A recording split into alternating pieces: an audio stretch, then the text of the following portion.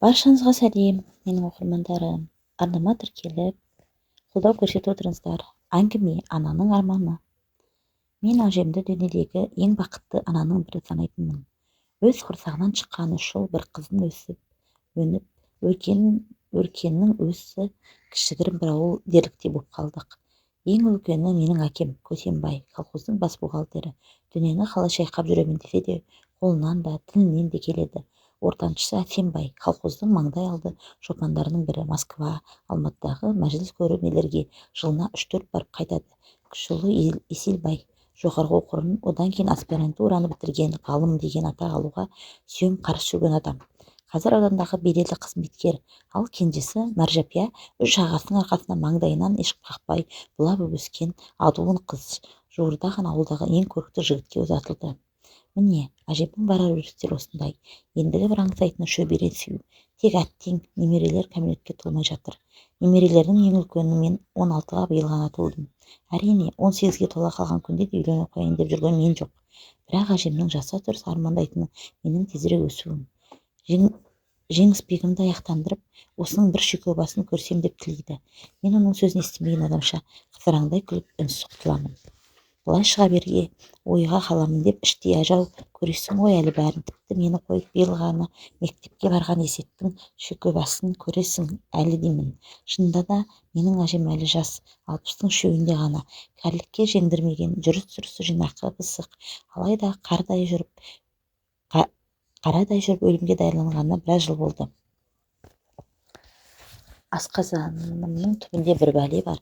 Қанша жүргізер дейсің, алып тынады ғой деп қояды. Өзінің еншісіндегі үлкен кебеже қара сантты 3 баласы берген 3 камзол бар. Көк барқыт, жасыл барқыт, қоңыр барқыттан тігілген. Бірде-бірін иығына ілген емес. Әдемілеп, қаттап, бүктеп, қалампырлап салып қойған. Ол аздай әне біреу келсе, Мәржапия қара плюштен тағы бір камзол тігіп әкеп берді. Сонда да әжемнің қазір сүйегіме салынады деген шөрік су жаңа камзолы бар. Ал тазадан тігілген атлас шайы жібек көйлек дегендері бүкіл бір ауылдың кемпірлерін үлестіруге жетерліктей шығар. Амал не, әжем соның бірін кимейді. Ылғи бір арзан пұлдан тігілген көйлектермен әкемнің етек жеңі қырылған ескі пиджагын киіп алып, ертеден қара кешке дейін салып-сұлп етіп шаруасынан қолы босамай жүргені. Бейнетқор адам. Қай баласының үйіне барса да басынан асқан үй шаруасына тап болады. Әкем колхоздың бас бухгалтері бола тұра, біздің үй қысы-жазы отынға бір жарған емес.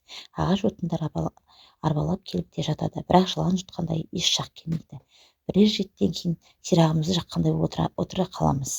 Сондайда әжем маған бір арбаны жеткізеді де, мал жайылған өріске барып, күні бойы тезек тереміз, қурай орамыз, ал кейде кетпенмен тобылғы шабамыз. Әсембайдың үйіне барса, көзі сығырағандай жасаурап, күндіз-түні ескі қара ісмашасының құлағына түспейді. Соның үпір-шүпір болған қара сирақ балаларына киім тігіп, ескі құсқысын жамап, жасқап, кір-қоңдарын жуып беріп таққа болдырады. Ал Еселбайдікіне барды дегенше әжемді кебежедей қара сөмкен арқалап, аяғынан таусылып, күннен бір рет аудан орталығындағы дүкен атауларды адақтап шықты дей бер. Қай дүкен алдында кезекте тұрған жұрт болса, әжем солардың ішінде. Қысқасы, бір баласының үйінде жаны жай тауып рахаттанып отырған емес. Енді соңғы кезде Мәржапия да қаңқылдап мазасын алып жүр. Аяғының ауырлай бастағанын жақында сәбилі бола қалса, әжемнің өз қолына барып тұруын жиі айтады. Мүмкін соның бәрі ана үшін бақыт шығар. Өле-өлгенше қолынан келгенше балаларының отымен кіріп, күлмен шыққанды әрбір ананың өзі-ақ тілейтін шығар. Өйткені әжемнің көрші көлең кемпірлерге, Алла, осылардың бейнеті маған зейнет емес пе? Осылардың алдында өсем арманым бар ма деп айтқан талай рет естігем. Сондықтан да әжемді дүниедегі бақытты ананың бірі санайтынмын. Кейде біз ағайынды балалар өзара дұрдыраз боп шоң-шоң шығарып төбелесіп қалғанымызда әжем жан ұшыра кеп арамызға түсетін. Бірімізді ұрып, бірімізді жұбататын. Ал ара түскенге бой бермей қызыл шеке бола бастасақ, әжем бар даусымен налбай айқай салушы еді. Құдай, осы ит жыны бірікпеген иттердің ортасында азапқа салған жалсаң кетті мені дейтін. Мұндайда жүзіндегі әжем қалыңдап, өзі бір уыс бүрісіп, қасірет шеккен күйге енетін. Әжемнің осы сөздерін естіп, осы күйін көргенде тұла бойым шымырлап кетуші еді. Ұшып түсіп, аяғына жалып, бас ұрып, жалбарына кешірім сұрағым келетін. Бірақ осы сәтіне қарап, оның бақытты екеніне шек келтіруден мүлдем аулақпын. Әжем менімен кішкене күнінен сырлас. Екеуміз оншақ оңаша қалғанымызда өткен кеткенін айтып, ерінен жастай жесір қалып, 3 жыл бір қызды қалай адамға өсіргенін әңгімелейтін. Мен әжемнің көрген бейнетіне кереметтей төзімділігіне жаным аши отырып сүйсінемін. Сондайда қолымнан келсе, әжемді үлдем-бүлдем орап тырп еткізбестен 4 қабат көрпенің үстіне отырғызып қойтамын деп арман етуші едім. Менің осы ойымды жақсы қылатын әжем: қозым, қозым, сен осы айтқаныңды өзі-ақ маған үлдеме-бүлдем емес пе айналдым сенің. Басқа күштер тегіс жиналып бір төбе болғанда, сен өзің бір төбе емессің бе деп маған еміренетін. Сол әжем биыл менімен бұрыннан да гөрі етене сырласатын болды. Жазға салын бір айдай Әтембайдың үйінде жатып қайтқаннан кейін көзі кіртиіп жүдеу тарта бастады. Ешкімге байқатпай жиі-жиі көрсетіп уходитін шығарды. Балалар өзара төбелесе қалса бұрынғысынан да қатты қапаланып, Құдайды қуда, шұнақ та әбден даттап ащы-ащы қырғанатын. Құдай, шұнақ Құдай, осыларды күйігіне күйдіргенше алсаң етімен дейтін күйініп, ал кейде оңаша қап жүн түткен боп отырып, ешкімге көрсетпей өз-өзінен көзіне жас іркіп алатын.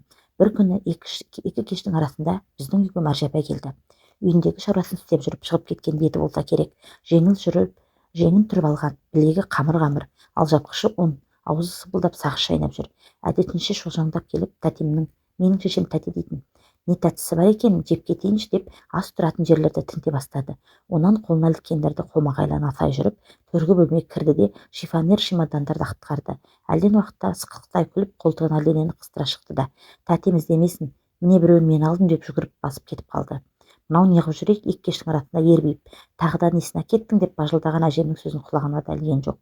Біраздан соң жұмыстан қайтқан шешем балалар бақшасында істейтін. Кешкі асты әзірлеп, 13 болғаннан кейін әжеммен ақылдасқандай: бүгін өзіме бір көйлекті зат алып едім. Соны қалай тіксем екен деп қойып, төргі бөлмеге барып шифонерді ашты. Астан кесені ақтарыстырып, ас бөлмеге қайта шықты. Сіз ашып бір жерге қойған жоқсыз ба әже, деді. Жоқ, көрмедім деп бір пәлені боларын сезген әжем аянышты үнімен осы сәтті ұрты суланып қураған қалың әжімді жүзіне адам қаралықтай емес еді. Ибай-ау, қайда кетті онда? Күрсілдетіп алма жеп отырған кішкентай қарындасым мұрнын бір тартып қойып: жаңа Мәжия тәтем бірдеңені ұрлап алып кетті дегені сол-ақ екен. Шешем тас-талқан болды. Көзі шатынап, көкпен-көк боп долданып, Мәржапаны көктен алып жерге салды. Айтпаған сөзі қалмады. Тісін шұқып отырған әкем жайлап қана: жә, болды ғой енді. Сол бір 4 метр зат әкеңнің құны емес шығар деп, шешем одан әрі әнмен тулап түсті.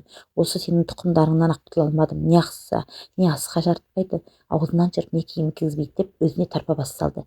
Ақыры кірсінші енді сол қатын осы үйге, тура аяғын сындырамын деп барып тынды. Әжем мәм деген жоқ, бірақ уыс боп шөгіп бірсінде отырды. Төсекке де сол бой жазбаған күйде бұрыш қана боп жатты. Түні бойы ұйықтаған жоқ. Әлсін-әлсін естілер естімес күрсінумен уһлеумен болды. Түннің бір уағында оның үнсіз жылап жатқанын да сездім. Бірақ ертеңде сол күндегі әдетінше түк болмағандай қора маңындағы кепкен теректерді жинап түске дейін табанын жапты. Онан соң маған: бүгін түстен кейін бір тобылғы шауып әкелейікші, арба жекші, деді. Әжем екеуміздің ең бір жақсы көретін сәтіміз арбаға отырып отынға баратын кез. Атты жая аяңға салып қойып, әжейлі немерелі екеуміз нағыз тең тұтас сырластардай ананы-мынаны сөз етіп қызу әңгімеге кірісеміз. Әжем мені еш уақытқа жасынып кемсітпейді. Қайта медеу тұтқандай көңіне кірбіңі, назы болса айтатын, жерін тарқататын. Жаздың ми қайнатқан ыстық күні, түс ауа аптабы сәл қайта бастаған. Бірақ төңіректің бәрі аңызыққа соғылып зеңіп тұр. Шыбындап мазасы кеткен ат жай жүрсе де қара тер боп келеді. Әжем екеуміз арба үстінде қол шатырды көлеңкелеп отырмыз. Алған бетіміз терең сайдағы тобылғы қия. Әжем сол терең сайда жасырақ кезінде қалай тобылғы шапқанын әңгімелейді. Ол кезде әне біреу тұмсықта әктас қайнататын деп терсайдағы төменгі тұсындағы найзаша шаншылған көк түсті нұсқап қойды. Соған жағу үшін тобылғы шабатынбыз. Балалардың бәрі жас. Осы Көксембай сонда 11-де, Әсембай 8-де, Еселбай апыл-тапыл жағана жүретін. Үйге қалдырып кетейін десем, сеніп тапсыратын адамы жоқ. Сонан үшеуін күнде өзімен бірге тобылғы шабатын жерге алып барамын. Сонда күніне бір арба тобылғы шабатынмын. Жігіттің жігіті ғана ілесуші еді маған. Кешкісін бір күнде шапқан тобылғымды таудай етіп арбаға тигенге, ондағы арба қандай, әлгі жігіттер апырай, бәзилай, тобылғы шабу үшін жаралғансың ғой сірә деп қайран қалатын. Тереңсайға да жеттік. Атты сайдың табанына доғарып кетпендерімізді алып тобылғыдағы қияға да шықтық. Мен екі кетпенді иығыма салып алдына түстім де, әжем қолын артына қайыра ұстап жаймен дем ала көтерілді. Ентіге жүгіріп сөйлеп келеді. Шіркін-ай, өсіп кетіпті-ау, сол жылдары тып-типылға тастап едік. Қалың өскен тобылға сүйсінді. Қиянның тобылғысы шынында да бітік екен. Шетінен қамшыға саппалардай қызыл, күрең тобылғылар. Адамның бойымен бірдей әр түбі арқа отын. Арасынан өтіп жүру қиын. Жеңішжан, мына бір жерде бастайық. Баяғыда осы арадан мен әнеу бір тұстан Зарқом марқұм соған артектен қазіргі мына сиыршы Исабай шал түсіп жарысушы едік. Бісміллә, ойбу жеңішжан-ау, мынау түскірің жеп-жеңіл ғой, алдыңғы ауыр кетпенді ғана маған бер. Я, өстемесем өнеме балам-ау. Әжемнің өңі жасарғандай өзгеше бір гүл жайнап шыға келді. Ала-құла бірі бар, бірі жоқ тістерін көрсетіп күлді. Онан соң алақанына түкіріп қойып кетпенді құлаштай көтеріп сілтей жөнелді. Кетпенді әр сілтеген сайын екі иннен ыңқылдай шыққан уһілеу естілді. Бірақ сол уһілеудің өзі әжемнің әр қимылына екпін салмақ қосып тұратын сияқты көрінді. Әп сәтте бір өзі үлкен арба тобылғыны қопарып тастады. Шаңытқан әжемді жүзінен айғыз-айғыз боп тер ағып алқына кеп демалуға отырды. Деміңді ал балам, аса зорланба, деді маған. Екеуміз енді қатарлас отырып, солғымызды басып, үйден алып шыққан айран толы торсықтың аузын шештік. Әжем қышқылтым салқын айранды тамсана отырып асықпай жұтты. Шөлі қанған соң кимешегінің етегімен аузын маңдайының терін сүртіп, маған мерлене қарады. Қуатым менің, қозым, деп кекілінен сипап қойды. Тобылғыны тағы да біраз өндіре шауып демалуға екінші рет отырғанымда әжем маған сыр қылғандай іште жатқан бір әңгімесін бастады. Әлгі Әсембай сенің әкеңнің бетін көрмеймін деп ренжіп жүр, деп торыққан үнімен. Көсембай да оңбайды, сол иттің алашағына тиіп қайтеді екен десеңші. Осы жазда жүнді жақсы қырқан үшін колхоз сыйлық жазған екен. Сонысын мынау осы жаққа сыртынан қол қойып алып қойыпты. Соны анада мен үйде жатқанда естіп бұлан-талан боп, біз мұнда қысы жазы мал соңында телім-телім боп жүреді екенбіз де, сыйлықты жаны тыныш жүрген сол сырттымыздан қол қойып алады екен. Мен барып басқармаға арыз етем деп қиғыл салды ғой. Мен де ұрыстым өзіне. Ауысқанның сол ма еді? Ит, біріңді бірің сүйеудің орнына, жебеп қолдану орнына қит етсе арыз айттым, ойбай сөйтем, ойбай бүйтем деп жауығуға тірісіңдер түге деп. Көсембайдан сұрасам, алғаным рас еді. Өйткені ренжитін қайдан білейін дейді. Керегі не еді десеңші, соны кін алып. Ол иттің мінезі де емес, дойыр ғой. Бір күні болмаса бір күн үлкен де сыйылмайды, келіп айтып тастаса көңілін қалдырады. Көңіл деген бір қалса жаман ғой. Беу Құдай-ау, осылардың арасында дәнекер болам деп өлетін болдым. Бәрінің емгені бір ананың ғана, бір менің ғана қыстым еді. Әжем ауыр күрсініп маңдайын терін сүртті. Қабағы кіртиіп, ұрты бұрынғысынан да ортайып, әбден діңкелеп шаршаған кейіпте отырып қалды. Маржапия оңбайды. Түнде ғой, әне сенің шешеңді қанға қақтатып кетті. Қанша айтамын сол қызға, енді үйің бөлек, күйің бөлек, жансың, жеңгелерің абайлап еркеле, екі ортада бауырларыңды ренжітіп аласың деп. Құлағына кірмейді ғой, не қылған кеш екенін. Тіпті әрі-беріден кейін қақсай заржаға танады екенсің. Түнде әне сенің шешең де ішіндегісін тегіс ақтарды. Ал сол жақсы ма? Ең болмаса менің көзім тірі тұрғанда тату болса екен, мен өлген соң не болса о болсын. Құдай ғой мен осыларының тозағына күйдіріп қойған. Ел қайдан білсін, ойбай-ау, анау бәленшені қарашы, жетім жесір өсіп еді, енді әне балалардың түзде, ойдағысы ойда, шетінен жетілген, болған, толған, бақты жаңған кемпір екен дейді. Ал мен осылардың иттігін білдірмеймін деп, түздегісін түзде, ойдағысын ойда тырыштанам. Қайсысының үйіне берсам да, келіндерім ренжімесе екен деп отырамын. Отыммен кіріп күлімен шығам. Мен оларға ен емеспін, жалдап алған бір күңмін. Баяғыда бай ауылдарының жалдап алатын сонда бір күндері болушы еді. Әжем екі дірді етіп кемсеңдеп, көзіне іркілген ыстық жасты төгіп алды. Мен сай-сүйегім сырқырап, енді аз болса өкіріп жылап, әжемді бас салуға шағып отырмын. Тамағыма жас тығылғандай боп сөйлей алатын емеспін. Сөйтіп әжем екеуміз тобылғыны дәу бір арба ғып шауып қойып, терең сайдың ішінде жер тарқатып, күн ұясына қонғанша отырдық. Үйге кешкі сықылмен қайттық. Есік алдында әкем тобылғыны түсіріп үйге кірсек, Есенбайдың 13-14 жасар үлкен баласы келген екен. Әжем оны мекірені иіскеп маңдайынан сүйді. Қара пұшығым-ау, жігіт болып өсіп қалыпсың ғой, әлгі жаман әкең қайда? Сол кітаптарын кеміріп жатыр ма? Неге келмейді? Деп үстіне бастырмалата сұрады. Сірә бір ай көрмегеніне кіші ұлын сағынып қалған сияқты. Қолы тимейді, деді бала. Қолы тимейді деп оның сөзін кекете қайталады әжем. Бір күні демалысында осы тұрған жерге машинасымен сыр еткізіп келіп кетуіне болар еді ғой. Осы кезде төргі бөлмеден шыққан менің шешем, әлгі кіші келініңіз апам дәметеді-ау деп, ең болмаса бір кәмпитті бермепті-ау деп сөзге кедергі кетті. Жә, кәмпиті бар болсын, дәметпеймін, өздері аман болсыншы дейді әжем шешемнің сөзіне мән бермей. Менің шешем мысқылдағандай кекете күлді. Келініңіздің қолынан қатты екенін білесіз, әрине дәметпейсіз. Әжем жаратпай оқты көзімен бір қарады да бұрылып әрі қарай өтіп кетті.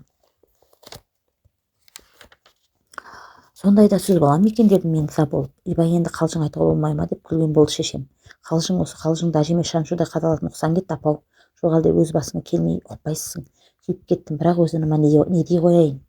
Бұрындар отыннан қайтқанда бір самауыр шайды бір өзі төгеретін әжем бұл күні 2-3 шыны аяқтан әрі іше алмады.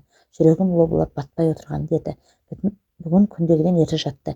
Ертеңгісіне таңерте шошып оянып, ол шекілдеу шаққан қайсың? Менің тамағыма қабығы кетіп тұрып қалды ғой деп басын көтерді. Бірақ шекілдеу шақпақ түгіл біздің үйде шекілдеудің тұқымы да жоқ еді. Төсегінің үстінде отырып қақырынып жүттеңкіретіп жұтынып әлекке түсте қалды. Жұтып жібересің деп суды әкеліп, бірақ еш көмегі болмады. Ертеңгі шайға әжем ел қатар отырмады. Дереу дәрігер шақырттық. Әжемнің аузын ашып тамағын ішінен не сыртынан да басып қараған дәрігер әкем мен шешемді оңашалап алып, науқастың өте ауыр науқас қылтамақ екенін айтты. Осыдан кейін әжем ауруханаға жатып, үйде жатып тазақ емделді. Бірақ айығудың орнына науқасы күн сайын күшейе түсті. Әжем тамағынан мүлдем ас өтпейтіндей халге жетіп әбден жүдеді. Сылдырлап құр сүйегі қалғаны қалды. Ендігі жерде аузына қара суы тек бал қасықпен ғана тамызып отыратын болдық. Біртіндеп әжемнің тіршілігінен күдер үзе бастадық. Түн баласына күзетіп отыруға тура келді. Әбден әлсіреп күн жеткенде сезді-ау деймін.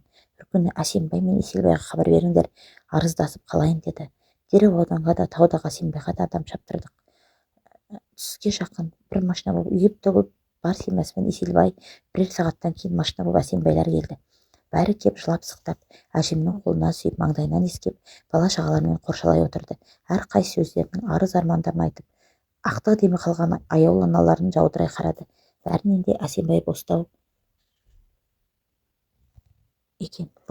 Анашым-ау, анашым, армандап кетіп барасың, арманың ерманың деп бір рет төніп барып жылап алды.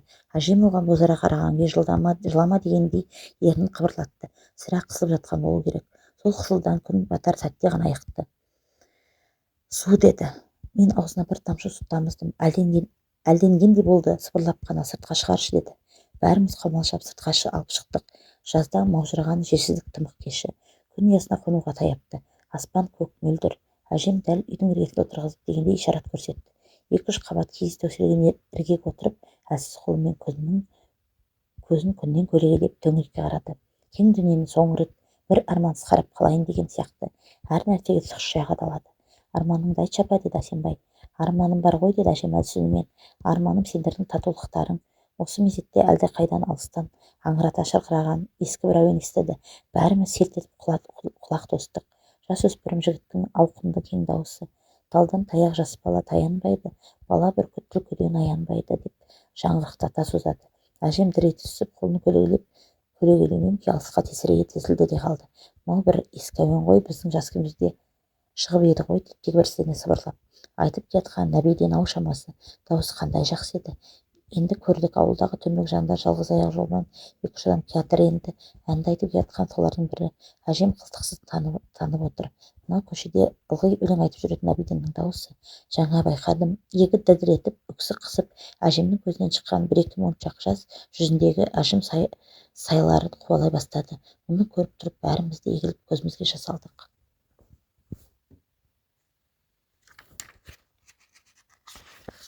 Анашым, анашым деп Әсембай көз жасын жұта демігіп. Күн ұясына қонған кезде әжемдегі қайта алып кірдік. Тағы қысыла бастады. Әне жүріп кетеді, не жүріп кетеді деп минуттан санамай отырмыз. Түн жарымның ауды. Менің әкем екіншісін алып ас бөлмеге кеткен.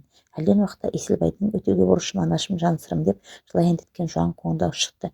Менің шешем жүгіріп шығып, ой әдепсіздер, тыйш деп жекірді. Ән бір сәтке база қалды да сәлден соң тағы естілді. Менің Әсембай бір кездері көздері қып-қызыл болып бұлаудай болып әжемнің бас жағында отырды. Ауыздарынан арақ иісі бұрқырайды. Ал Еселбай сол еңіреп әндете жылаған күйі ас бөлмеден шыққан. Әжемнің тыныс алуы сиреп, ауыр бір алқынысқа айналды. Оң қолынан білегінен ұстап отырған Әсембайдың әйелі әжетайым-ау деп булығып еңіреп жіберді. Еңіреп отырып қайта киіп қолынан сүйгендей болады. Сөйтіп отырғанда оның ар жағында отырған Мәржа апа кенет аяғын біреу басып кеткендей баж ете түсті. Аулаға әр әпкел шешемнің жүзігін өзім алып алам деді. Әй қыз-ау, жайың отырсаң деп жылай сөйлеген күйінде Әсембайдың әйелі әжемнің қолынан тағын киген. Мәржа апай оны қағып жіберді. Ұмтылып кеп әжемнің қолында өз жармасты. Бұл тағы да еңкейіп әжемнің саусағын тілімен жалап түзікті ары тартты бері тартты, бірақ шығара алмады. Мына екеуінің қылығы бәрінен де қатты батты. Әжем болса қылық атып ақтық демін алып жатыр. Дереу ұшып тұрып бардым да егеу алып келдім. Әуре болып тұрған Мәржа апайның да ұрысқанына қарамастан итеріп тастап жүзіктің бір шетінен ептеп еге бастадым. Жіңішке жүзік біраз егеген соң қиылып кетті. Майыстырып әжемнің қолынан шығарып алдым да әйелдерің маған бер дегендеріне қарамастан ашық терезеден сыртқа лақтырып жібердім. Біреу желкемнен нұқып қалды. Әкем екен. Ақымақ, ол алтын жүзік неге лақтырасың деп ызғарлы секірді. Осы кезде әжемнің қолы сылқ етіп жерге түсіп кетті. Анашым, анашым деген Әсембайдың ащыны шықты. Үйдің іші азан-қазан, у да шу боп бірімен бір көрісіп лезде басты айналдырды. Құлақтары тұндырып жіберді. Есік жақта отырған көрші шал кеп әжемнің қол-аяғын уқалап көзін жапты. Зарлатып құран оқыды. Өксігім басылған жүрегім қысылып далаға шықтым. Жұлдыздар шым-шытырық орнын ауыстырып тұрғандай, бірі төмен, бірі жоғары шығып айқыш-ұйқыш боп кетіпті. Тек темір қасық қана қаққан шегедей сол бір орында белдеп тұр. Жарқырап шолпан туды. Қолаң ектен таң білінді. Үйдегілер тысқа шыға бастады. Әсембайдың әйелі мен Мәржа апай жарыса шығып терезенің тұсына кеп жүзікті іздеуге кірісті. Жеңішжан, қайда лақтырып едің деп сұрайды менен. Мен жауап қатпай теріс айналып кеттім. Ту сыртынан әлдекім жарықтық төрт түлігі сай үрімттағы алдында жақсы аттанды деді. Қарасам әлгі көрші шал екен. Әжем көргім келді. Үйге кірсем шымылдық құрып оң жаққа салып қойыпты. Әлгіндегі кісі құжынап отырған бөлмеде жан қалмаған. Далаға шыққандар да далаға шығып, қалғандары ас бөлмеге кеткен. Мен ақырын басып шымылдықтың тұсына келдім. Енді ашуға оқтала бергенде ар жағынан әжемнің ух деп күрсінгені естілгендей болды. Зәре-құтым қалмай атып тысқа шықтым. Қорқып кетіпсің ғой қарағым, не болды десті қарсы келген көрші шал. Әжем күрсініп жатыр. Қой, олай бола қоймас деп көрші шал үйге кірді де тағы да зарлатып аят оқыды. Онан соң шымылдықты ашты. Менің әжем ұйықтап жатыр қарағым. Міне әжең ұйықтап жатыр қарағым деді. Әжем шынында да аппақ боп созылып ұйықтаған адамша жатыр. Ұрты суалған, қабағында жалғыз мені ғана танитын кейістік бар.